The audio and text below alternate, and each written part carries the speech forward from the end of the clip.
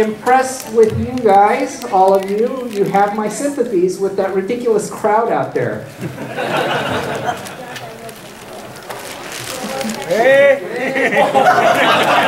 The finger?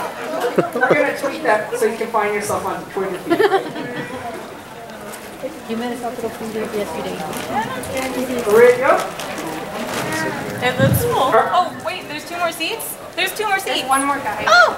We can't start until every button is in every seat, I guess. Oh, one button? There's like the 3rd row in next guy with the white hat.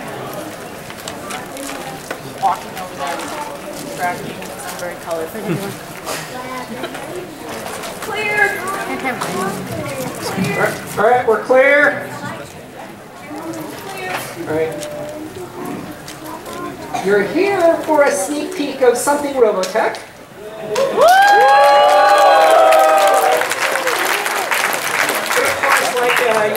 Like a nice book, we're not going to put like all the good stuff in the front, right? So, all right. Well, I want to introduce everyone here. I am Tommy Yoon. He's the bigger one in the picture. It's all, yeah, I'm the bigger one in the picture. And yes, generally everything is my fault. And I've got Steve Yoon here. And so generally, if it's electronic, it's his fault. And then Kevin McKeever is our VP of Marketing. So if it has something to do with you finding out about it, it's his fault. And everything else is my fault. Yes, it started with his fault because Greg, if you look at the end credits of Robotech, among the writers, his name comes first. So he is the first among equals. Yeah. And he also most recently worked with us on Robotech Love Live Alive. It was a great project. It was a nice throwback back to the 80s. So those of you who loved revisiting your inner childhood, it was a wonderful treat from Greg. And he is presently working with us on another anime series. It was something that we had announced picking up a few years back, but we finally were very fortunate to have Greg adapting it for us. So since we got a pretty good slot of time here, before we get a little further, we're going to show you a little sneak peek. You are the first people in the world to see this adaptation. It was finished yesterday evening. Yes. Doesn't get any faster than that. At the moment, it's called.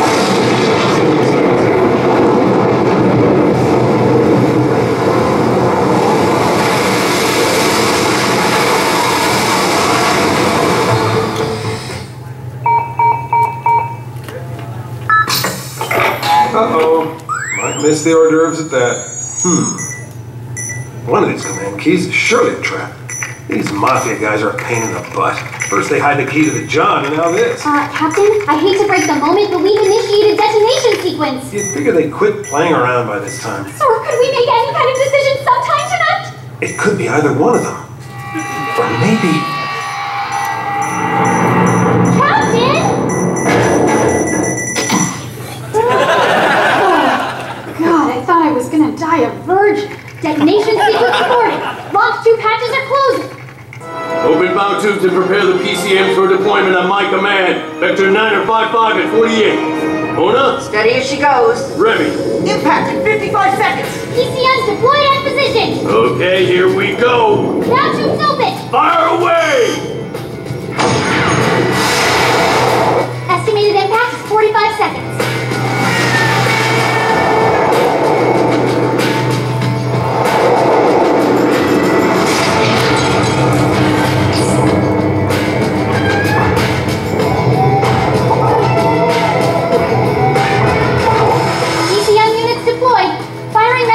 Stage 1. I've got enemy torpedoes coming into range at PCM coordinates in 7 seconds. 6, 5, 4, 3, 2, 1. Enemy in range. PCM locked on.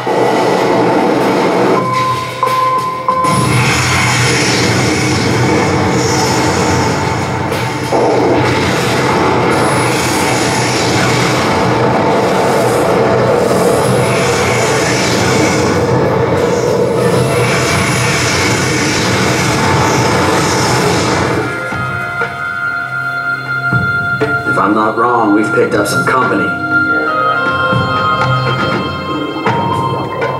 I hate it when you're not wrong.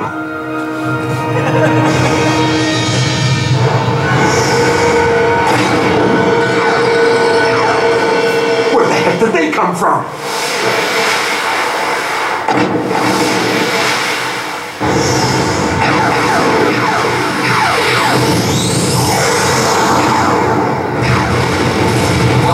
Yeah, so far. What does the material for kilometers and increasing?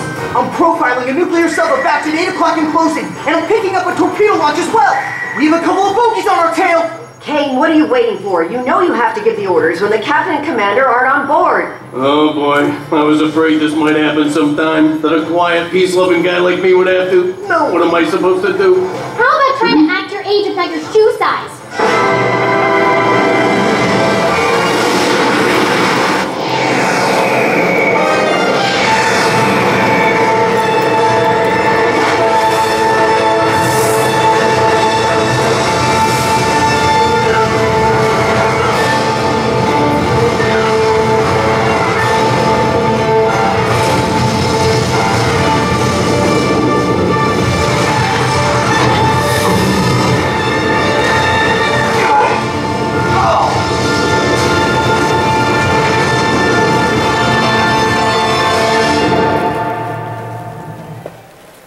Could any of you understand that, or is that too much reverb in here?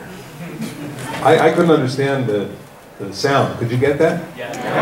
Okay, just wear it back with it. Needed more explosions. There are plenty more when those came. Where those came. Why is it turned mirrored? Oh, that's interesting. On your book, it's not even a projection. Well, all right. So, Greg, when is that expected to come out? Well, I have to deliver the first 13 episodes, 13 half hours by October 1st. This is the first one, and we got it done for this to be able to show you. So in these next several weeks, we're going to be doing all the ADR, all the voice recording, and then we'll do all the effects, and then we'll do all the mix. And so I would imagine by Christmas time, if not before.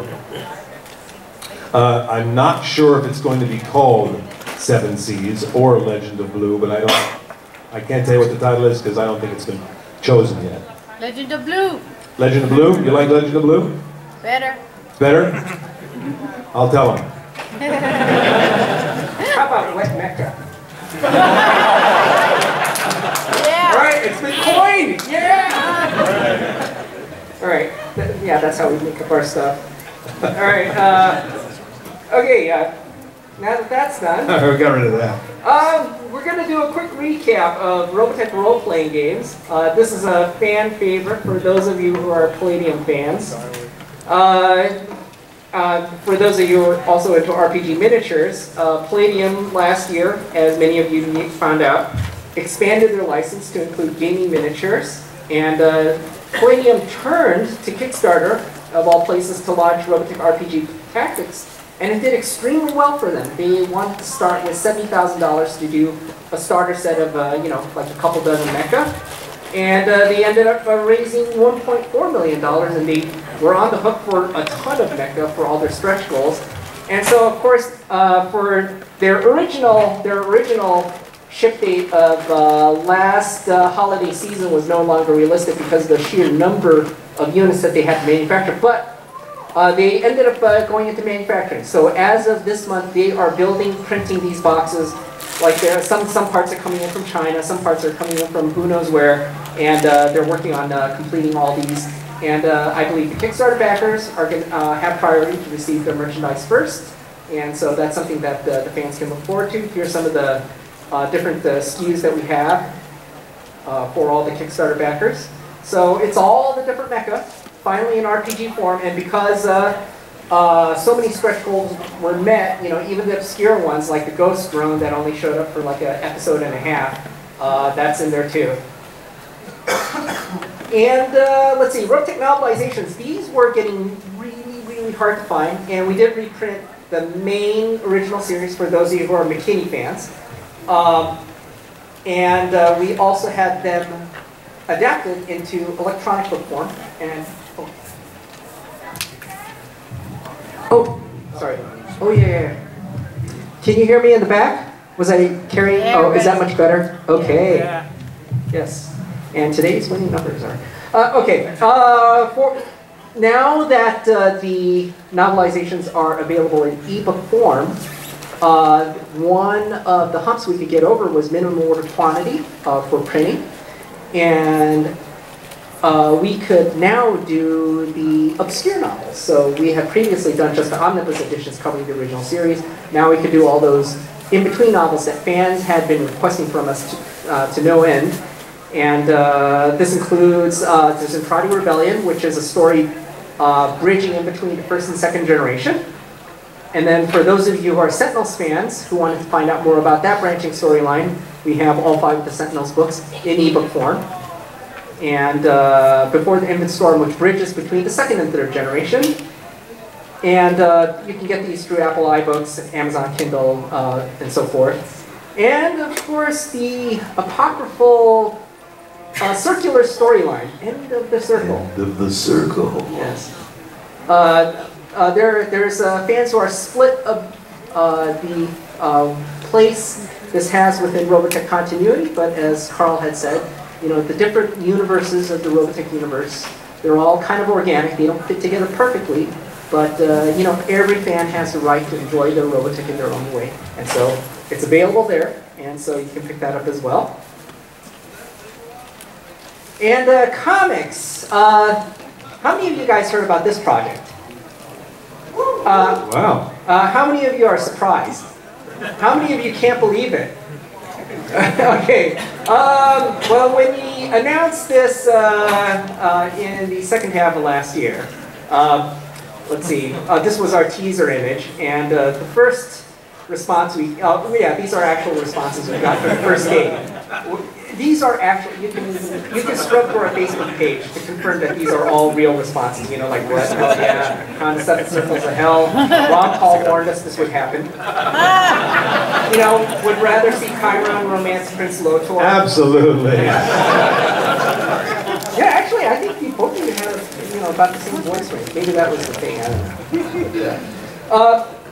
Anyway, this book series is now available from Dynamite Entertainment in association with DC Comics. It is a throwback to the classic aspects of each original 80s series. So when we were doing this, had actually been, there were so many crossover storylines that had actually been proposed to us before for Robotech. And there were some ideas where, well, that's not bad. And then there were some ideas where, ooh, you know. And one of the things that we didn't want to do is we didn't want it to be a punchline. There's a lot of these crossovers you see where the punchline sounds funny or interesting, and then when the comic story actually gets underway, it runs out of gas. And so something that was important for us is we had a decent storyline in which we could do a character study of the characters in each respective universe. And oh yeah, and for those of you who were into nostalgia and being a throwback, we had the 3 M's in there, which was monsters and robots, mullets, and mice. So we have all that in there. Yeah, that guy who's clapping knows what he's talking about. He's the only one. Yeah. But man, he's going to enjoy it. We actually go into the backstories of a lot of the characters. You know, like there's a character who weighs heavily in the Voltron universe, which we wish was explored a lot more, and that is King Altor, the late king of Eris in the Voltron universe. And you always wonder, why is he late? So we get, you know, we got a lot of latitude from the owners of the Voltron franchise, and it was very exciting to work together. And here, we get to flip some of the roles around. And here we actually see Captain Roy Fokker. Roy gets to grow old, minus one eye. And in this universe, we don't have Rick Hunter. So we get to see, it's kind of like It's a Wonderful Life. We get to explore what happens in this different set of circumstances. Here's the Voltron side of the story. So we've got some backstory building with Alfor and Koran, if you're familiar with those characters. And on the Robotech side of the story here, we actually find out about how Roy got adopted into the Hunter family. We actually built upon some of the backstory that was from Robotech the graphic novel, if those of you who collected those comics back then. And so we actually see Rick and Roy's respective fathers in Operation Desert Storm.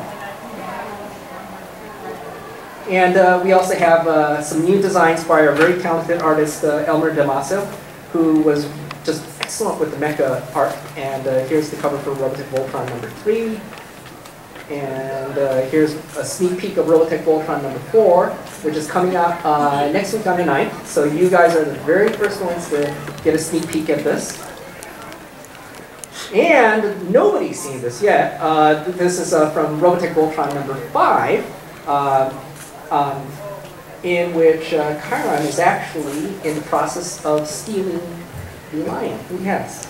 Well, of course I am.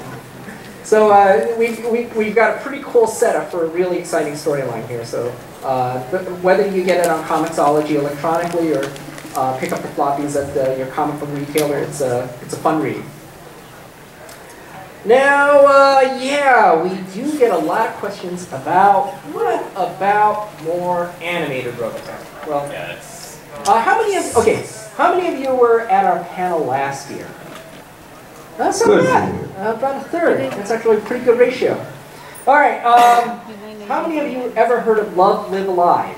Love, live, life. Yes. That's still not more than 50%. That's surprising. You know, this never surprises us. Like Shadow Chronicles have been out a few years, and then we'll see people at the store go, "What? There's more new Robotech?" So this was one of the last projects we were working on. With, Carl. Oh. Yeah, I do agree. Carl was a very handsome man. This was one of the last projects we were working on together, and he was working on a multitude of Robotech projects right up until the very end in 2010. And one of them was Love, Live, Alive. Love, Live, Alive was an anime from Japan. It was an OVA, which was based on Aspida, the third generation of the Robotech series. And for some reason or another, nobody ever licensed it for all these decades, and so fortunately we were able to pick up the rights to it when I finally visited Tatsunoko in Japan and inquired about it. I found out that nobody had licensed it. Nobody even asked about it, and so we were very lucky to pick the rights to this. And I want to show you the trailer we have cut together for it. This is such a throwback because it's 80s animation being adapted. That we even wanted the trailer to be 80s. Join us next time as Scott, Rand, Rook, Annie, Lunk, Ariel, and Lancer are reunited one last time. Be sure to watch Love, Live, Alive, the next dramatic chapter in the Robotech saga. Yes, that is the original Robotech narrator. He's still at it. God bless him. You know what's amazing about JJ was, for the longest time, I kept hearing all these legends that he was dead. The news of his death had been highly exaggerated. What's interesting was the people who knew him thought he had one foot in the grave back in the 80s. But no, he was in great shape. Yeah, he was in great shape. So Robotech Love, Live, Alive is now available in many different ways. You can get it in just the 2-movie collection, which has the latest movies, Love, Live, Alive, and Robotech Shadow Chronicles, or you can get it in a box set. These are our various English language releases from North America all the way to Australia. And it's also available in Latin America. We've got the original Spanish voice cast, Jesus Ferrero, who was the Latin voice of Luke Skywalker, was the voice of Scott Bernard, yeah, this one. And that was very well received. And this is from last Christmas. This is the Grand Poobah. This is our 2013 box set, which has everything. Every single episode, every single Robotech movie, including the remastered version of the Sentinels with the alternate ending that had not been there before, and Shadow Chronicles and Love Love Live, and it's got tons of bonus features, DVD extras, including the pre-production behind Love Love Live. And one that we're really happy to include is the making of Love Love Live, bringing a lot of the original voice cast back, talking about their experiences, their working process in making Robotech. And so we were able to have them on site talk about how it was done. And the best interview of all of them was JJ, the narrator. I want to introduce you a little bit to JJ's natural Nebraskan voice. It's absolutely unbelievable. Actually, my legal name is John J. Smith. My stage name is J. J. Washington. I was a narrator. In the year 2031, a reflex point in North America, a phenomenal event occurred in the skies. An event that once again altered the course of human history. I don't want to brag, but I've narrated 1,250 industrials, which is narration, and I got pretty good at it. But today we took the Encyclopedia Britannica and condensed it into 2 pages. Yeah,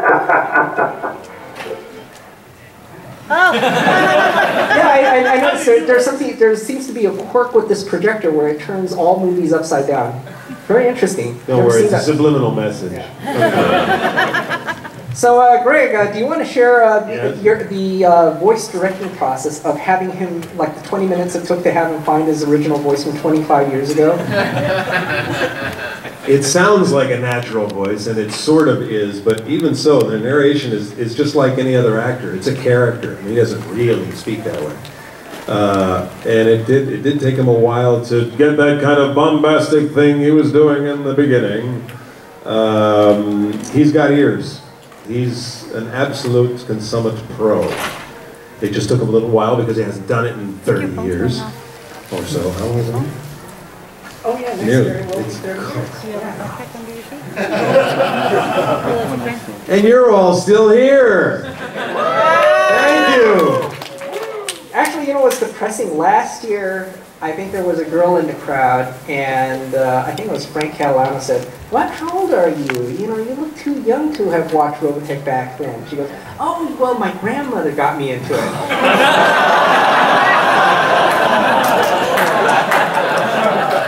Ouch. Well, think of the Speed Racer people. There they are. Oh yeah. Oh, by the way, speaking of throwbacks and stuff from way back when, a lot of the making ofs and behind the scenes that we had put together were stuff where we had done reunions of the actors, got them back together after being away for many years.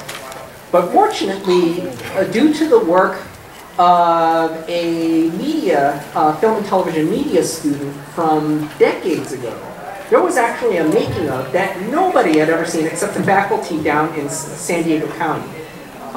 It was a student project of how an animation project like this would get made, and it got turned in for class credit, and then it was never seen again. And this would have been absolute gold. And then when we found out about the supposed existence of this, the faculty had said that they had destroyed most of their library because they were moving from tape to digital, and most of the tape stuff got thrown out. But somebody in the faculty had seen this tape marked Robotech and thought, well, that sounds interesting, and just decided to have it digitized to DVD on a whim. And so hence, what could have gotten lost did not. So thank heavens for catchy titles. So Dexter O'Donnell in the crowd, would you like to stand up for the crowd? Yes.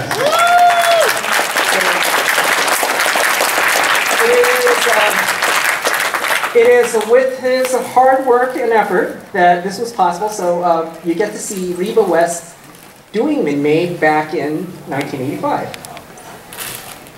Robotech has a cast of actors who perform the voices for the characters. Reba West is one of them. Well, I guess the main difference is that live acting is on screen where you're actually in front of the camera, like, you know, in a sitcom or on stage or in a film. Whereas voiceover is anything that's being done in a recording studio for, say, cartoons or commercials on radio. Yeah, there's subliminal messages. There's something funky going on conductor. But yeah, so there you have it, part of that DVD set.